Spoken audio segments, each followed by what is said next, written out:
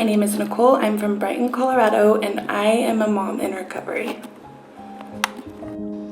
I thought I was okay and that I had things under control until I spent an entire day crouched down on my bedroom floor holding a flashlight picking through my carpet. An entire day.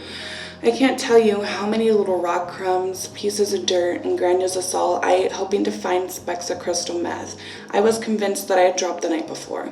The more I did, the more I needed. I was starting to miss the first few times, the feeling, and literally did nothing useful. Still, I kept smoking meth. Then I thought I was at rock bottom, but it turns out rock bottom had a basement, and I just so happened to find it. Eventually, I couldn't even get high from smoking it, so I switched to IV. That's when things got really out of hand for me. I used IV and hid it from everyone until the night that I couldn't or I was gonna die. I'd missed a vein. I got an abscess, let it continue getting worse until the point I couldn't move my arm any longer and had a red streak moving up my arm. I was terrified. I didn't think me using could have ever gotten me to the point that I couldn't use my arm. I knew I had to tell someone at that point, and I was so ashamed of what I've done to myself, but I took this step. I told someone, and that's when I realized how scared everybody was for me too. Everyone knew.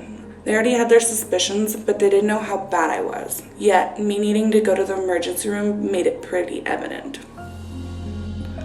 The biggest change in my life since starting this journey is probably realizing that there's no shame in my struggle with addiction.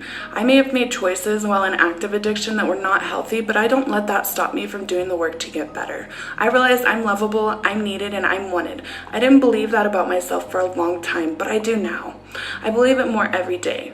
And while life is still life and there are problems sometimes, this side of the belief is so much better than you could imagine. I would like to say to my community and my loved ones, thank you for not making me feel alone. Thank you for making me feel loved. Thank you for not talking at me, but talking with me. Thank you for not criticizing me, but understanding.